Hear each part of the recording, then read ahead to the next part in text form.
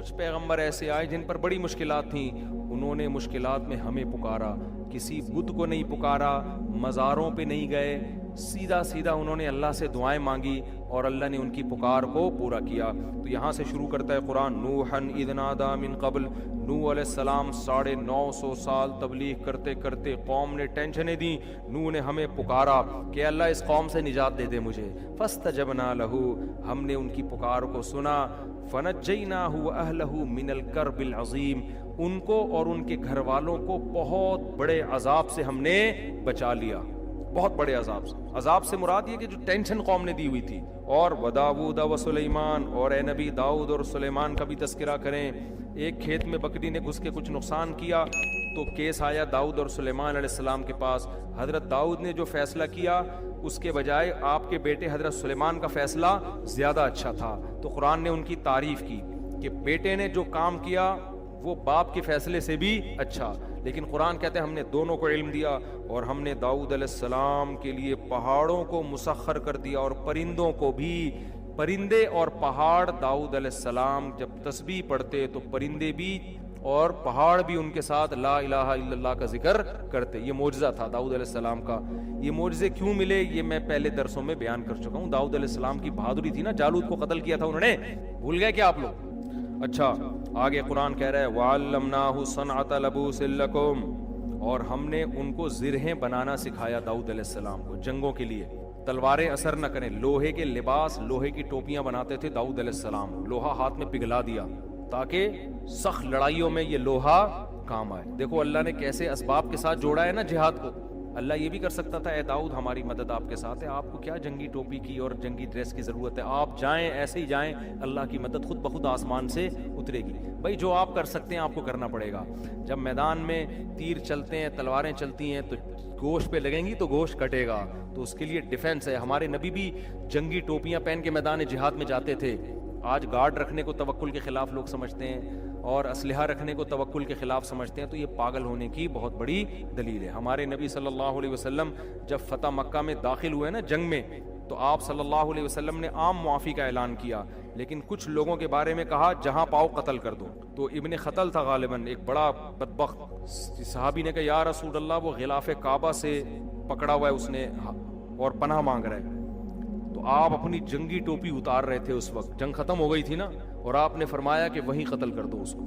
تو یہ بھی ہمارے نبی کی سیرت کا ایک پہلو ہے کہ ہر بدماش کو آپ نے معاف نہیں کیا، عام معافی دی، کچھ ایسے بڑے بدبخت تھے ان کو آپ نے معاف نہیں کیا، سمجھتے ہو؟ تو تبھی کہتے ہیں نا، نہ اتنے میٹھے بنو کہ لوگ کھا کے ختم کر دیں، نہ اتنے کڑوے بنو کہ لوگ تھوکنا شروع کر دیں۔ اخلاق کی بھی ایک باؤنڈری ہے اور انتقام کی بھی ایک باؤنڈری ہے۔ اصل تو معاف کرنا ہی ہے، افضل تو یہی ہے، لیکن اس کی بھی ایک لمٹ ہے۔ خیر ہمارے نبی جنگی ٹوپی پہنا کرتے تھے میدان جہاد میں تاکہ سر پہ تلوار اثر نہ کرے۔ تو آج کہتے ہیں کہ نہیں جی ہیلمٹ پہن کے بائک نہیں چلاؤ، بڑا فنٹر بنا ہوتا ہے، ویلیاں بھی لگا رہا ہے۔ ہم بچپن میں کبھی ڈیفنس جاتے تھے، وہ لڑکوں کی ریسنگ ہو رہی ہوتی تھی، تو ایک ویلی لگا رہا تھا، سر کھل گیا اس کا، بہت بڑا فنٹر بنا ہوا تھا کہ 3 دفعہ سر کھلا تھا اس کا۔ سر کھلنا سمجھتے ہیں، نیچے گرا اور سر پھٹ گیا۔ اس کے ابا نے پھر پابندی لگائی، پھر بھی لگا رہا تھا ویلی، اب تک میرا خیال ہے انا للہ ہو چکا ہوگا۔ ایک اور ہمارے سامنے اللہ نے بائک کی سیٹ بنائی ہے بیٹھ کے چلانے کے لیے، وہ پائیدان پہ بیٹھ کے چلا رہا ہے۔ ڈیفنس میں ہم نے دیکھا، وہ نہیں سی وی یو پہ، جو آپ کہہ سکتے ہیں غلط تھا تو دیکھنے کیوں گئے؟ تو بھائی احمقوں کو دیکھنے کا اپنا مزہ ہے، دیکھنا غلط تھوڑی ہے، دیکھ لو بھائی، کریں گے ہم کبھی بھی نہیں یہ فالتو کام، ویلیاں لگا رہے ہیں اور یہ بھائی اس میں آپ کو وہ نظر آ رہے ہیں جن کے سر نہیں کھلے، بہت سے جن کے کھل چکے ہیں ان کے انٹرویو لے جا کے کہیں گے بھائی کبھی نہیں کرنا چاہیے۔ تو کیا تھا کہ وہ نا پائیدان پہ بیٹھ کے بائک چلا رہے ہیں، ایسے نہیں جہاں پاؤں رکھتے ہیں، بڑے شو مار رہا ہے۔ وہیں ہم 4 دوست بیٹھے ہوئے، ہم نے کہا یار یہ کام کرنا ٹھیک نہیں ہے۔ میں بھی یہ کہہ رہا یار یہ شو بازی ہے، اپنی جان کو خطرے میں نہیں ڈالنا چاہیے۔ کچھ لڑکے کہہ رہے ہیں نہیں بھائی کچھ بننے کے لیے کچھ کرنا پڑتا ہے۔ اب میری بحث چل رہی ہے نا، میں کہہ رہا ہوں بس یہ دیکھنے کی حد تک ٹھیک ہے، آؤ انجوائے کرو نکل لو، کرنا نہیں ہے یہ کام کبھی۔ کچھ میرے ہی دوست تھے وہ کہہ رہے نہیں بھائی یہی تو ہوتا ہے، انسان ترقی ایسے ہی تو کرتا ہے۔ اللہ کی قدرت، آگے گئے ہیں، اسپیڈ بریکر آیا اس کو نظر نہیں آیا، دھڑام سے وہ نیچے گرا، ہم بھاگ کے گئے، انا للہ اس کا ہو چکا۔ لگ ایسا رہا تھا، مجھے یقین نہیں ہے کیونکہ بے ہوش، بالکل سانس بھی نہیں آ رہا تھا۔ ایمبولینس آئی ہے، اس میں ڈال کے لے کر گئے، پتہ نہیں اللہ کرے زندہ ہو گیا ہو، لیکن بظاہر لگ نہیں رہا تھا۔ میں نے کہا دیکھ لو، بڑا آدمی بننے کے لیے قبرستان جانا پڑتا ہے۔ تو اس لیے انسان کے بچے بنو, کوئی وہ کام کرو جو بہادری کے جوہر دکھانے, تو جاؤ میدان جنگ میں جا کے دکھاؤ نا, جہاں کچھ فائدہ تو ہو اس بہادری کا. یہاں ویلی لگا کے بہادری کا کیا فائدہ ہے آپ کو؟ 2-4 لڑکیاں مر جائیں گی آپ کے اوپر, اور وہ بھی جب تک مریں گی جب تک آپ کا سر پھٹے گا نہیں. جس دن آپ کے سر پہ 4-5 ٹانکے آ گئے وہ بھی ریجیکٹ کر دیں گی, بھائی پرے ہٹو. تو اس لیے ایسے کام کرو جو انسان پہ سوٹ کرتے ہیں. خیر بس جلدی سے ختم کروں میں. قرآن کہتا ہے کہ ہم نے سلیمان علیہ السلام کے لیے ہواؤں کو مسخر کر دیا, جنات کو سلیمان علیہ السلام کا تابع بنا دیا, سمندروں میں غوطے لگاتے تھے اور ہیرے جواہرات لے کر آتے تھے. اور کیا تھا؟ ایوب اذ نادی ربہ, ایوب کو بھی یاد کرو جب کئی سال بیماری میں مسلسل اتنی خطرناک بیماری میں پڑے رہے ہیں, بالآخر اللہ نے ان کی دعا قبول کی. انہوں نے کہا ربی انی مسنی الضر, اے اللہ مجھے بہت پریشانیاں پہنچ گئی ہیں, وانت ارحم الراحمین, تو سب سے زیادہ رحم کرنے والا ہے, میری مدد کر. فاستجبنا لہ, اللہ کہتے ہیں ہم نے آپ کی مدد کی, آپ کی پریشانیوں بیماری کو بھی دور کیا اور آپ کو آپ کا اہل و عیال بھی واپس لوٹا دیا. اور پھر اللہ نے حضرت اسماعیل ادریس علیہ السلام کا ذکر کیا اور ذوالکفل علیہ السلام کا, اور 2 بس مختصر. پھر اللہ نے یونس علیہ السلام کا تذکرہ کیا کہ مچھلی والے کا بھی تذکرہ کرو. جب اندھیروں میں مچھلی نے اپنے پیٹ میں نگلا تو فنادا فی الظلمات, کئی اندھیرے, رات کا اندھیرا, آسمان پہ بادلوں کا اندھیرا, سمندر کی لہروں کا اندھیرا, سمندر کی تہہ کا اندھیرا اور مچھلی کے پیٹ کا اندھیرا. اس میں اللہ کو پکارا, اے اللہ میں تیری پرمیشن کے بغیر قوم کو چھوڑ کر آ گیا, یہ تیرا, تو ہر عیب سے پاک ہے, یہ سزا مجھے میری غلطی کی وجہ سے ملی ہے. سبحانکا, تو عیب سے پاک ہے, انی کنت من الظالمین, میں ہی ظالمین میں سے ہوں. کیا مطلب؟ میں اپنی غلطی کا اعتراف کرتا ہوں. قرآن کہتا ہے فاستجبنا لہ, ہم نے ان کی پکار کو سنا, ونجیناہ من الغم, اور ہم نے ان کو غم سے نجات دی. کہاں گئے وظیفے بھائی؟ یونس علیہ السلام نے کوئی وظیفے کیوں نہیں پڑھنا شروع کر دیے وہاں بیٹھ کے؟ پیغمبروں میں آپ کو وظیفے نہیں ملیں گے, دعائیں ملیں گی, دعائیں. آج یہی لا الہ الا انت سبحانک انی کنت من الظالمین جو ہے نا 1000 دفعہ پڑھ لیں گے, جائز ہے, میں منع نہیں کر رہا. ادھر ادھر گانے بجانے سے تو بہتر ہے کچھ اللہ کا نام وظیفوں کے طور پہ پڑھ لو. لیکن جو روح کیا ہے, روح یہ نہیں ہے کہ آپ پڑھو, روح یہ ہے کہ مانگو. یونس علیہ السلام نے لا الہ الا انت کا وظیفہ نہیں پڑھا بلکہ اللہ سے دعا مانگی عاجزی کے ساتھ کہ مجھے بچا لے اس غم سے, تو اللہ نے بچا لیا. پھر قرآن کہتا ہے اور زکریا کا بھی تذکرہ کریں, بڑھاپے میں بیوی بانج اور اللہ سے دعا مانگ رہے ہیں, اے اللہ مجھے اکیلا نہ چھوڑ, تو بہترین وارث ہے, مجھے بھی کوئی وارث دے دے.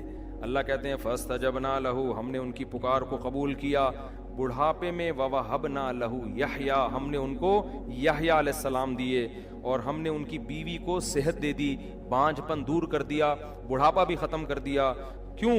یہ ایسے عجیب و غریب کام ان کے لیے کیوں ہو رہے تھے بھائی؟ نارمل لوگوں کے لیے عام طور پر ایسا ہوتا نہیں ہے, بڑھاپے میں اولاد مل رہی ہو. قرآن کہتا ہے انہم کانوا یسارعون فی الخیرات, زکریہ علیہ السلام اور ان کی بیوی نیکیوں میں ایک دوسرے سے آگے بڑھتے تھے, صدقات و خیرات میں, نماز میں, عبادت میں, تلاوت میں, یہ ایک دوسرے سے آگے.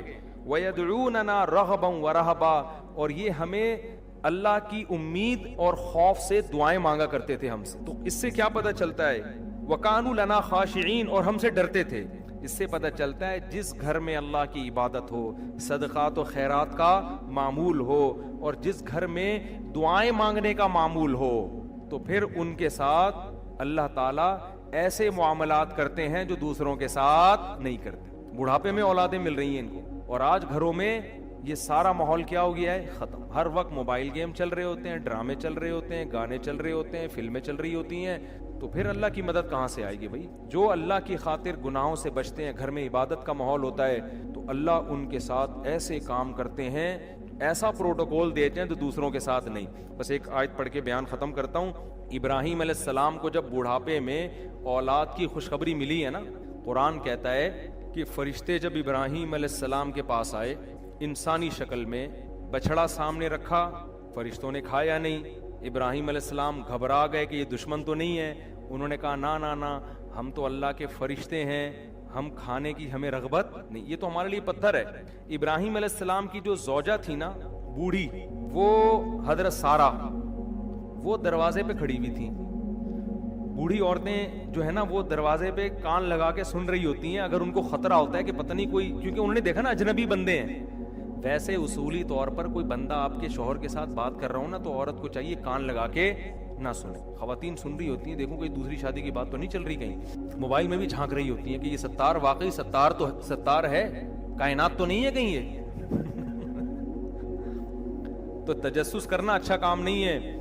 लेकिन हजरत इब्राहिम की ज़ौजा दरवाजे पे क्यों खड़ी हुई है? खौफ था ना कि पता नहीं कोई दुश्मन तो नहीं आए हैं, कौन है ये लोग, कभी देखा भी नहीं इनको इस इलाके में, और बड़े खूबसूरत जवान। तो उन्होंने कहा हम अल्लाह के फरिश्ते हैं और आपको औलाद की खुशखबरी सुनाने के लिए आए हैं कि अल्लाह आपको बेटा देगा, इसहाक, और फिर बेटे का भी बेटा होगा, पोता भी होगा, उनका नाम क्या होगा? याकूब। बेटे की भी खुशखबरी और पोते की भी। तभी तो हजरत इब्राहिम ने हजरत इसहाक की बालिग होते ही शादी करा दी थी, ठीक है ना। उनको पता था कि अल्लाह इनसे भी औलाद देगा मुझे, तो बच्चों की जल्दी शादियां करा दिया करो। इससे ये होगा कि वो जो पोता होता है ना, वो भी आप ही की औलाद होता है, समझते हो। लोग कहते हैं तो मेरे बच्चे के बच्चे हैं, तो आपके भी तो है ना वो। तो बच्चों की जल्दी शादी कराने में बड़ा फायदा क्या है? आपको भी औलाद मिल जाती है। खैर, तो अब जब इब्राहिम अलैहिस्सलाम की ज़ौजा ने ये सुना कि फरिश्ते कह रहे हैं कि आपको औलाद मिलेगी, तो कुरान कहता है वो अंदर आई, फसक्कत वजहा, ऐसे माथे पे यूं, जैसे औरतें नहीं कहती हाय नास, कैसी बातें कर रहे हो, कहने लगी या वही लता, हाय कमबख्ती, हाय नास, अलीदू, मेरे औलाद होगी, मैं इतनी बूढ़ी, मेरे औलाद होगी, वो अना अजूजुन, मैं तो बुढ़ी हो चुकी हूँ। अजूज कहते हैं बिल्कुल बुढ़ापे की इंतहा को पहुंची हुई। वहादा बाली शैखा, और ये मेरा शौहर, ये भी बुढ़ा है भाई, इशारा कर रही है, हाजा इशारे की तरफ, ये बूढ़ा, इसके औलाद होगी और मैं भी, और फिर ऐसे ना माथे पे यूं करके मारा है, और कहने लगे नास हो तुम्हारा, तबाही है। तो इतना ताज्जुब उनको हो रहा था, ये किस तरह की, अभी तक तो खामोश खड़ी हुई थी, भाई ठीक है बछड़ा नहीं खा रहे, चलो समझ में आता है, और जो है अजनबी लोग हैं, लेकिन अभी तक कोई टेंशन भी नहीं दी। अब जो आगे बातें शुरू कर दी हैं कि औलाद होगी, तो ये हजरत इब्राहिम की ज़ौजा से ये बात उनकी समझ में नहीं आई। ये कैसी बातें, अब तुमने गलत बातें, अब मैं चुप नहीं रहूंगी, वही अब मैं खामोश नहीं रहूं। आके ऐसे माथे पे यूं करके मारा है और कहने लगी या वही लता, हाय बदबख्ती, वैल कहते हैं बर्बादी तबाही को, हाय बर्बादी, हाय तबाही, हाय हलाकत, अलीदू, मेरे औलाद होगी, व अना अजूजुन, मैं इतनी बुढ़ी, वहादा बाली शैखा, और ये मेरा मियाँ, ये भी इतना बूढ़ा। तो अब जो मैं पूरी बात बताने के लिए मैं आयत पढ़ी ना, तो फरिश्तों ने क्या कहा, अताजबीन मिन अम्रिल्लाह, अल्लाह के ऑर्डर पे तुम्हें ताज्जुब हो रहा है, रहमतुल्लाहि व बरकातुहु अलैकुम अहलल बैत, ए घर वालों तुम आम लोगों की तरह नहीं हो, तुम तो सिलेक्टेड खानदान है तुम्हारा, तुमने शिर्क के रास्ते को छोड़ा, तुम्हारे घरों में सखावत है। सखावत थी ना कि मेहमान आके बैठे हैं, अभी पूछा नहीं है कौन हो, कहां से आए हो, बछड़ा पहले लाके रख दिया। हम तो कबाब चाय नहीं लाके रखते पहले, भाई तू बता मैं तो नालायक आदमी हूं, मैं तो इसी तरह करता हूं, बंदा है कौन भी कहां से आया, क्यों आया, बगैर पूछे आया, इतने सारे हमारे यहाँ तो परेशानियां है ना। और बाज दफा तो लोग चाय का पूछ इसलिए रहे होते हैं ताकि वो कहे, मैं बताता हूँ ना, हमारे एक दोस्त गए अपने किसी घर में, उनसे पूछा कि आपने खाना खा लिया, उन्होंने कहा नहीं खाया, मुझे खुद बता रहे थे, कह रहे मुझसे पूछा खाना खा लिया, मैंने कहा नहीं खाया, कह रहे खाया होता तो चाय पिलाता आप, चाय से भी गए और खाने से भी गए, ये तो हमारी सखावत है। तो कैसी सखावत, अभी मेहमान आया है, बछड़ा पूरा रोस्ट करके सामने लाके रख दिया है, फिर देख रहे हैं कि भाई हाथ जा ही नहीं रहे, तो ये तो भाई तुम्हारा तो खानदान सखी है, तौहीद परस्त है, इबादतें होती हैं। कोई आम लोग ताज्जुब करते कि बुढ़ापे में अल्लाह औलाद दे रहा है, तो ताज्जुब बनता है, तो फरिश्ते कह रहे हैं कि ताज्जुब हमें आपकी बातों पे हो रहा है, रहमतुल्लाहि व बरकातुहु अलैकुम अहलल बैत, अहले बैत तुम पर तो अल्लाह की रहमतें और बरकतें हैं, इन्नहु हमीदुम मजीद, क्या मतलब, वो अल्लाह बड़ा काबिल तारीफ और बुजुर्गी वाला है। ये कैसी तारीफ है उसकी कि तुम उसके लिए कुर्बानियां दो और वो तुम्हारे लिए कुछ भी ना करे, वो तो काबिल तारीफ है, जितना तुम करोगे वो कई गुना उससे तुम्हारे लिए ज्यादा करेगा। तो ये मैं पूरी तकरीर इसलिए कर रहा हूँ, घरों के माहौल को सही करो, समझते हो, घरों में कुछ तालीम का तिलाव, तभी तो हदीस में आता है कि सुन्नतें घर में पढ़नी चाहिए تاکہ بچے بھی عبادت سے تھوڑے سے مانوس ہوں, تلاوت ہو. میرے والد صاحب کی اللہ مغفرت فرمائے, جب آفس سے آتے تھے نہا کے سب سے پہلے قرآن لے کے بیٹھ جاتے تھے اور اونچی آواز سے تلاوت کرتے تھے. پوری زندگی ان کا معمول ہم نے دیکھا. جب ان کا انتقال ہوا ہے تو اس دن تلاوت کی آواز گھر میں نہیں آئی, اس کے بعد سے اب تک نہیں آئی. تو وہ ایک احساس ہوا کہ یار, اور بڑی پیاری آواز میں تلاوت کرتے تھے. تو ایک دم احساس ہوا کہ یار ہمارے گھر سے ایک رونق چھن گئی. یہ روزانہ ان کا معمول تھا, اور ایک خاص اسٹائل میں بیٹھتے تھے, ٹوپی اتار کے, ٹھیک ہے نا, کیونکہ گرمی ان کو بہت لگتی تھی. ٹوپی اتار کے بالکل گریبان کھول کے ایسے بیٹھ کے, حافظ تھے ماشاءاللہ, تو روزانہ پابندی سے قرآن کی تلاوت کرتے.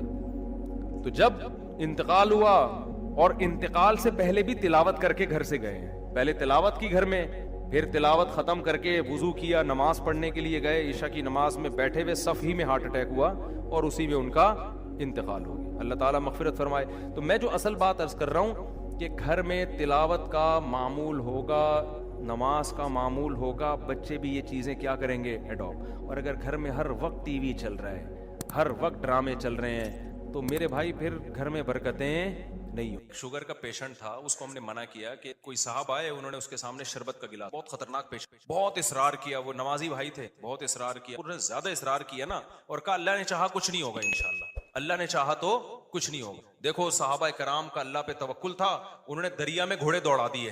انہوں نے, یہ بہت اہم واقعہ ہے, اس کو بڑا سبق ملے گا اس سے انشاءاللہ, خاص طور پہ دینداروں کے لیے سمجھ واقعہ ہے نا.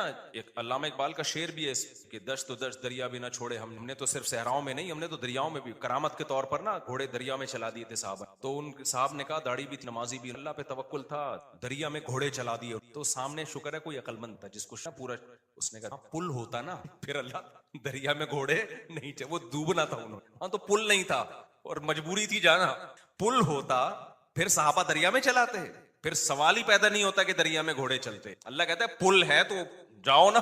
یا پل بنانے کا ٹائم ہوتا تو بھی نہیں. یہ جو قسطنطنیہ میں سلطان محمد فاتح نے قسطنطنیہ اور یہ جو آج کا استنبول ہے, جب یہ فتح کیا تھا تو اس نے کوئی دریا میں تھوڑی گھوڑے چلا دیے تھے. ان کا یہ جو استنبول کا جو قلعہ ہے نا آج, جو 4000 سال جس کی پرانی تھا, میں نے وہاں جا کے ولاگ بھی بنایا. یہ ترکی کا جو مشہور قلعہ ہے, یہ تو عیسائیوں کے ہاتھ میں تھا, بہت مضبوط عیسائیوں کی اسٹیٹ تھی. اور نبی صلی اللہ علیہ وسلم نے خوشخبری سنائی تھی کہ نعم الجیش جیش یغزو القسطنطینیہ, فرمایا سب سے بہترین لشکر, کیا ہی خوب لشکر ہے جو قسطنطینیہ فتح کرے گا. آپ مکہ میں اور ترکی کی فتوحات کی خوشخبریاں دے رہے ہیں. ہمارے نبی کا یہ ویژن دیکھو, ایک پیغمبر جو نہ لکھنا جانتے ہیں نہ پڑھنا جانتے ہیں, لیکن کتنے کانفیڈنٹلی وہ کہہ رہے ہیں کہ کیا خوب لشکر ہوگا جو قسطنطینیہ کو فتح کرے گا. اور خوشخبری دی, جنت کی بشارت دی. اسی وجہ سے مسلمان فاتحین شروع سے لگے ہوئے تھے اس میں, لیکن نہیں ہو پا رہا تھا. تو سلطان محمد فاتح نے کیا کیا, فوجیں لا کے بٹھا دی, لیکن اتنا مضبوط قلعہ ہے وہ جا ہی نہیں پا رہے بھائی. تو مشورہ ہوا. اب انہوں نے یہ نہیں کیا کہ جی ایک طرف سے سمندر ہے,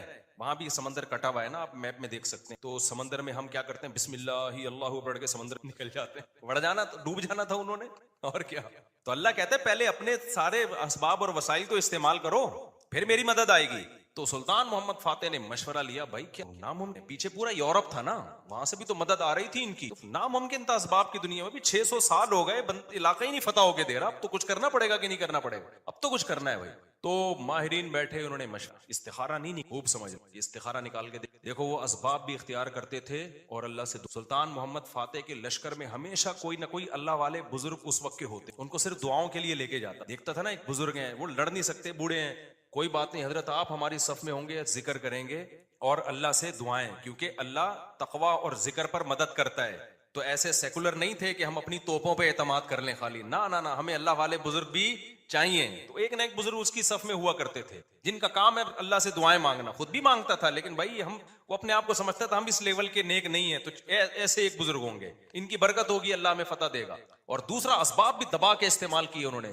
سلطان محمد فاتح نے جب دیکھا نا یہ اتنا بڑا قلعہ اور اتنی چوڑی دیوار, میں نے وہ ولاگ پہ آپ دیکھ لیں, اتنی چوڑی دیوار ہے بھائی, اس پہ تو پوری بیل گاڑیاں چلتی تھی دیوار کے اوپر, امپاسبل, ناممکن اس کو فتح کرنا.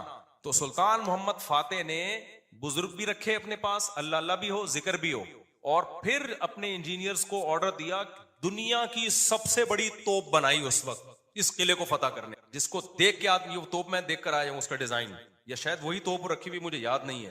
اتنی بڑی توپ بنائی ہے نا, اس سے جو لوہے کا گولا نکلے گا تو دیوار میں کچھ ہلائے گا تھوڑا سا وہ دیوار کو، جو ایسے جب 1000-200 1000-2000 گولے نکلیں گے تو شاید دیوار میں کچھ دراڑ آ جائے.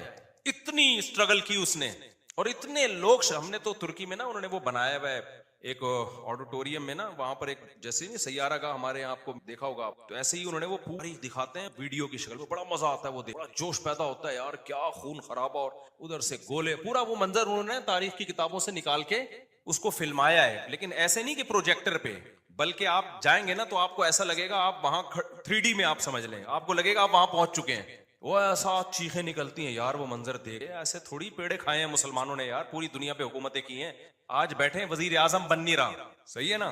بہت محنتیں کی ہیں. مسلمانوں کا ماضی بڑا خدا کی قسم شاندار تھا. میں بار بار کہتا ہوں نا، ایک گورے کی ویڈیو بھی میرے موبائل میں پڑی ہوئی ہے، وہ لندن میں یا امریکہ میں بھول گیا، یونیورسٹی میں وہ گورا لیکچر دے رہا ہے. ابھی میرے موبائل میں ویڈیو پڑی ہوئی، وہ گورا لیکچر دے رہا ہے. گورا کہہ رہا ہے تو وہ کالا، لیکن گورا اس سینس میں کہہ رہا ہوں کہ امریکن ہے، اس سینس میں کہہ رہا ہوں. یا تو میرا خیال ہے امریکن ہے، یو کے کا نہیں ہے، ان کا جو لب و لہجہ ہے نا وہ امریکن. وہ یونیورسٹی میں لوگوں کو بتا رہا ہے کہ ونس اپون اے ٹائم، ایک ٹائم تھا کہ آپ کو مسلم سائنٹسٹ کے علاوہ دنیا میں کوئی سائنسدان نظر ہی نہیں آتا تھا. ہر فیلڈ میں کون سا سائنٹسٹ تھا؟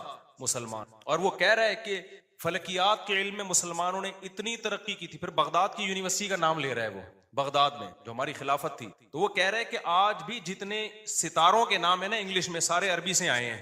سارے کہاں سے آئے ہیں؟ یہ عربی سے آئے ہیں. مسلمان یہ کام بہت پہلے کر چکے تھے. بڑا شاندار ماضی تھا ہمارا، لیکن ایسا ختم ہوا، ایسا لگتا ہے ہم ہمیشہ سے ہی اسی طرح ہیں، ہمیشہ سے ہی ہم سے وزیر اعظم بن ہی نہیں پایا کبھی. ایسا نہیں ہے، ماضی ہمارا اور زیادہ پرانا ماضی نہیں ہے، 150-200 سال سے زیادہ پیچھے کی بات نہیں ہے. یہ چند غلطیاں ہوئی ہیں جس کی سزا ہم بھگت رہے ہیں. اس میں مذہبی لوگوں سے بھی ہوئی ہیں، حکمرانوں سے بھی ہوئی ہیں، دونوں طبقوں سے ہوئی ہیں. کسی ایک طبقے کو آپ ذمہ دار نہیں ٹھہرا سکتے. اس میں ایک بہت بڑی غلطی یہ ہوئی کہ مذہب کو سائنس سے کیا کر دیا، بہت بڑی مسٹیک ہوئی. جبکہ ہمیں داؤد علیہ السلام، سلیمان علیہ السلام کے واقعات میں کیا ملتا ہے؟ اللہ نے سلیمان علیہ السلام کو جب دنیا کا حکمران بنایا ہے تو اللہ نے اسباب اور وسائل بھی دیے تھے ان کو. وہ اسباب کیا تھے؟ لوہا ان کے ہاتھ میں پگھلا دیا اللہ تعالیٰ نے. داؤد علیہ السلام کو حکم دیا زرہیں بناؤ، زرہیں. اللہ کہہ دیتا کہ اے داؤد تو زمین پر حکومت کرے گا، لڑائی کرے گا، زرہیں بنانے کی نہیں ہے. آیت الکرسی پڑھ کے ہر مجاہد پہ پھونک لگائی، دم کیا، دشمن کی تلوار چلے گی نہیں. یہی چل رہا ہے نا آج کل. داماد انسان کا بچہ نہیں بن رہا، آیت الکرسی پڑھ کے پھونکو اور اس کو جو ہے وہ تعویذ کرا دو تو ٹھیک ہو جائے گا. پوری 10-10 سال دامادوں کے ٹھیک کرنے میں بیٹیوں کی زندگیاں تباہ کر. قرآن کیا کہتا ہے؟ ان خفتم اللہ یقیما حدود اللہ. حدود اللہ پہ قائم نہیں رہ سکتے بھائی، خلا لینے کی کوشش کرو اس پاگل سے. 2-3 موقع دے دیے ٹھیک ہونے کے، ہو گیا ٹھیک ہے. نہیں تو اگر برائی اس قابل ہے کہ برداشت کے قابل ہے تو برداشت کرو. بلا وجہ گھر نہیں توڑنا چاہیے. بالکل برداشت کے قابل نہیں ہے، جان چھڑاؤ بھائی اس آدمی سے. نہ میں نہ جانتا ہوں نا ایسے لوگوں کو 30-30 سال ہو گئے کہ نہیں جی اللہ کے ہاتھ میں دل ہیں، اللہ جب چاہے گا میرے داماد کا دل چینج کر دے گا. اس امید پہ 30 سال گزر اور بیٹی پاگل ہو گئی. میں نے کہا 30 سال کے بعد آپ آ رہے ہو کہ خلا لینا؟ کہہ رہے ہیں بھائی وہ اللہ کے ہاتھ میں. تو میں نے کہا اللہ کے ہاتھ میں ہے، لیکن اللہ نے کہا کہ میں گھماؤں گا. ہم کب کہہ رہے ہیں کہ اللہ کے ہاتھ میں؟ اگر ہمیں پتا ہوتا کہ اگلے سال اللہ آپ کے داماد کو ٹھیک کر دیتا، میں کہتا چلو 1 سال اور انتظار کر لو. اللہ کے ہاتھ میں ہے، لیکن گھمائے گا کہ نہیں گھمائے گا یہ اللہ نے نہیں بتایا. بلکہ اللہ نے جو بتایا ہے انک لا تہدی من احببت، آپ اس کو ہدایت نہیں دے سکتے جس سے آپ محبت کرتے ہو. یہ تو حضرت ابو طالب کے بارے میں نازل ہوئی ہے کہ نبی کے چچا ایمان نہیں لائے تو نبی غمزدہ تھے. اللہ نے فرمایا کہ آپ جس سے محبت ہے ہدایت نہیں ملے گی، اس کو ملے گی جس کو اللہ چاہے گا. اور چاہے گا کس کو؟ جو خود چاہے گا. یہ بھی قرآن کہتا ہے جو خود چاہے گا اسی کو ملے گی. جو خود نہیں چاہے گا تو بھائی چاہے نبی کا چچا بھی ہو نہیں ملے گی. تو میں نے کہا بھائی نبی کے چچا کو نہیں ملی ہدایت، آپ کے داماد آپ کے نبی سے بھی آگے ہو. تو ہم تو گراؤنڈ ریئلٹی کو دیکھ کر فیصلہ کریں گے. 1 سال بہت ہوتا ہے کسی کو تجربے میں. اب انسان کا بچہ نہیں بن رہا، نہ نان نفقہ دے رہا ہے، وہ بے تحاشا مارتا پیٹتا ہے، ٹارچر ذہنی کر کر کے اس کو بیچاری کی زندگی بیڑا غرق ہوگی. میں نے کہا خود ہی مر جائے گا تھوڑے دنوں میں، خلا کے تکلف کی ضرورت کیا، طلاق لینے کی کیا ضرورت. اسلام جو ہے نا وہ دقیانوسی نہیں سکھاتا میرے بھائی. مسلمانوں نے ایسے ہی نہیں دنیا پہ حکومتیں کر لی ہیں. داؤد علیہ السلام کو اللہ نے، داؤد علیہ السلام قرآن کہتا ہے نا پوری دنیا پہ داؤد علیہ السلام نے، پوری دنیا نہ بھی ہو، دنیا کے بہت بڑے حصے پر جو حکومت کی ہے. تو قرآن کیا بتاتا ہے کیسے کی حکومت، کیسے کی، پھونکے لگا لگا کے کی. قرآن ان کی عبادت کا بھی تذکرہ کرتا ہے. دن میں روزہ رکھتے تھے، راتوں کو تہجد پڑھتے تھے، اس کا بھی تذکرہ کرتا ہے. یہ بھی ضروری ہے، ورنہ ایک سیکولر فوج میں مجاہدین میں اور ایک مذہبی لوگوں میں کوئی فرق نہیں رہے گا. اللہ کہتے ہیں جب تم اللہ کی راہ میں لڑو گے کثرت سے اللہ کا ذکر کرو، کیونکہ تم لڑ رہے ہو اللہ کی مدد پہ، تو اللہ کو یاد بھی تو رکھو نا. لیکن ساتھ ساتھ اسباب اور وسائل بھی خاندانی طریقے سے استعمال کرنے ہیں. تو اللہ نے داؤد علیہ السلام کو کیا کہا؟ زرہیں بنائے لوہے کی. اور کیسے کہا؟ یہ بھی نہیں کہا کہ بنا دیں بس باقی میں خود ہی جوڑ دوں گا. قدر فی السرد کی لڑیاں جوڑنے میں بھی اندازوں سے جوڑیں کہ کیسے اس اندازے کا مطلب کیا ہے. کیونکہ جب زرہیں بنائی جاتی ہیں نا لوہے کے لباس جو جنگ میں استعمال ہوتے ہیں تو ظاہر ہے جس فوجی کے لیے جس مجاہد کے لیے بنوائی جا رہی ہیں اس کو لیٹنا بھی ہوگا, اس کو بیٹھنا بھی ہوگا, اس کو گھوڑے پہ چھلانگ لگا کے بیٹھنا بھی ہے, تو وہ موویبل ہوں, وہ مڑ سکیں آسانی سے, تو اس کے لیے بہت ٹیکنیکل طریقے سے اس کو ایڈجسٹ کرنا ہے. تو قدر کا مطلب اس کی ایڈجسٹمنٹ بڑی خاندانی ہونی چاہیے. نہیں آئی میرا خیال ہے بات. یہ بھی نہیں کہا کہ اللہ میاں نے کہ زرہیں بنانا رسی سے جوڑ لینا, یہ ایک تار نہیں ہوتی جو الیکٹریشین کے پاس ہوتی, یہ والی تار سے یوں کرنا. ہمارے یہاں جگاڑو کام ہو رہے ہوتے ہیں کہ نہیں ہو رہے؟ جاپان میں جگاڑو کام نہیں ہوتے. ہمارے ہر کام کیا ہے؟ کمپیوٹر کو بھی ٹھنڈا کر رہے ہیں پنکھے پہ نا آگے. میں نے نیٹ پہ ایک ویڈیو دیکھی, سسٹم کو ٹھنڈا کرنے کے لیے ایک الگ سے پنکھا چلایا جو کمپیوٹر کو کم اور آپ کو زیادہ ٹھنڈا کر رہا ہے, منہ پہ ہوا آ رہی ہے ڈائریکٹ. خیر, تو قدر فی السرد مینجمنٹ اسلام کا ایک حکم ہے. صفوں کو سیدھا کرنے کا حکم ہے یا نہیں؟ اللہ میاں کہتے ہیں نماز پڑھنے اور بھول کرنے والا کون ہے؟ نہ کھڑے اس سیدھے, تو پھر سیدھے ہونے, ذرا سا بھی پیٹ آگے نکلا ہوا نہ ہو, سینہ آگے نکلا ہوا نہ ہو. نبی صلی اللہ علیہ وسلم اقامت کے بعد کیسے صفوں کو سیدھا کرتے تھے؟ مینجمنٹ آج دیندار لوگوں میں ختم. ارے باتیں الٹی ہو رہی ہیں, اللاجیکل باتیں کروا لو. کورونا میں تو دماغ پی گئے تھے لوگ ہمارا. کووڈ پہ ہم نے کہا نا, ڈاکٹر کہہ رہے فاصلہ رکھو تو رکھ لو فاصلہ. ہر آدمی بھائی توکل کے چکر میں کورونا والا آدمی منہ پہ جا کے چھینک رہا ہے لوگوں کے. یہ کون سا اسلام ہے بھائی؟ خیر, تو وہ اس کی بات بڑی پیاری تھی نا. میں داؤد علیہ السلام کو بتا رہا کیسے زرہیں بنائی, پھر فوج تیار کی. پھر سلیمان علیہ السلام کو آپ دیکھ, ان کا تخت تھا, ہیرے جواہرات تھے, اور کیسا تاج تھا ان کا, یہ بھی بھرم کے لیے. تو اس میں ہمیں یہ بھی ملتا ہے کہ اگر بھرم ڈالنے کے لیے آپ کو اچھی ڈریسنگ کرنی پڑے اور خاندانی لائف اسٹائل ہو تاکہ سامنے والے پہ بھرم اچھے پڑے, تو یہ بھی شریعت کا حکم ہے. جیسے حضرت معاویہ رضی اللہ تعالیٰ عنہ کا بڑا شاہانہ لباس تھا, تو کسی نے حضرت عمر کو شکایت لگائی کہ یہ گورنر بنے اور اتنا بہترین خوبصورت لباس پہن کے چلتے ہیں, دنیا سے محبت کی علامت ہے. حضرت عمر تو پھٹے پرانے کپڑے پہنتے تھے, پیون زدہ کپڑے پہنتے تھے. تو حضرت عمر نے خط لکھا, بھائی یہ کیا شکایت؟ حضرت معاویہ نے حکومت کر رہا ہوں یا امیر المومنین, میں جن لوگوں پہ حکومت کر رہا ہوں نا ان کی نظر میں مفہوم بیان کر رہا ہوں, لباس کی بڑی ویلیو, یہ مجھے ویلیو نہیں دیں گے اگر میں غریبوں والا لباس پہن. تو یہ سیاست تھی ان کی, یہ حقیقت ہے کہ آپ کا سب سے پہلا امپریشن کس کا پڑتا ہے؟ آپ لباس کا پڑتا ہے. آپ کے لائف اٹھنے بیٹھنے کا اسٹائل کیا ہے آپ کا؟ وہی آپ کے کپڑے میں 10 قسم کے پیوند لگے ہوئے ہوں, اگلا کہے گا ابے بھائی یہ تو شاید ٹھیک ہے نا, تو لڑائی کے لیے. ظاہر حضرت معاویہ کے پاس جب دشمن کے وفود آیا کرتے تھے کہ ڈریسنگ دیکھ کے ان کو اندازہ ہو جاتا تھا بھائی یہ چھوٹے لوگ نہیں ہیں. سوال پیدا ہو پھر حضرت عمر نے ایسا کیوں؟ بھائی وہ ان کو ویسے ہی اتنا اللہ نے روب دیا تھا کہ وہ ان کپڑوں میں ہی بہت روب تھا ان کا. اور ہمارے نبی صلی اللہ علیہ وسلم کے جو پیون زدہ کپڑے تھے, تو حدیث میں تو آتا ہے نبی کے چہرے پہ اللہ نے اتنا روب ڈال دیا تھا کہ 1 مہینے کی مسافت سے دشمن کانپنے لگتا تھا. کہ نارملی حکم جو شریعت نے دیا ہے بھائی آپ کی ڈریسنگ, آپ کا لباس سارا کیا ہونا چاہیے؟ سوٹیبل ہونا چاہیے. یہ چیز ایسی نہیں ہونی چاہیے جو سوسائٹی آپ کو کوئی گرا ہوا آدمی سمجھنا شروع کر دے. سمجھ میں آ رہی ہے بات کہ نہیں آ رہی ہے؟ نہیں آتی, لیکن جب رشتہ لینے جاتے ہو تو پھر آتی ہے. پھر نہا دھو کے ڈیٹول سے نا پھر سوٹ پہن کے جائیں گے, پھر مجال ہے کوئی پیون زدہ کپڑے پہن کے چلے. تو سادگی ہے تو پھر جانا چڈی دھوتی بنیان میں جا بھائی تو وہاں پہ, کیونکہ ہر وقت نا لوگ علماء کوئی سادہ ہونے, اور ہمارے تو کوئی ہیں بھی نہیں. تو خیر, تو وہ میں جلدی سے وہ بتا دوں نا, وہ جو شربت کا گلاس رکھا نا, تو اس ڈاکٹر صاحب مجھے کہتے آج ہی کی پل ہوتا دریا میں گھوڑے, اور اگر پل بنانے کا ٹائم ہوتا پھر بھی نہیں دوہرا. پھر یہ میں اپنی طرف سے ایک اضافہ کروں, پل بنانے کا ٹائم ہوتا, اسباب و وسائل ہوتے, پھر بھی نہیں جا, اور واپس جا کے دوبارہ آنے کا ٹائم ہوتا پھر بھی دریا میں گھوڑے نہیں ڈالتے. وہ ایک مجبوری تھی کہ اس کے علاوہ کوئی آپشن تھا نہیں. تو سلطان محمد فاتح نے بھی یہی کی. اس نے کیا کیا کہ بزرگ بھی رکھے ہوئے, اللہ سے دعائیں مانگے, اور پھر اسباب اور وسائل اختیار کیے. پانی ہے تو پانی کو کراس کرنا ہمارے لیے, سوری پیچھے سمندر ہے, بیچ میں خشکی ہے, پانی نہیں تھا, خشکی سے ہٹ کے آگے پانی ہے.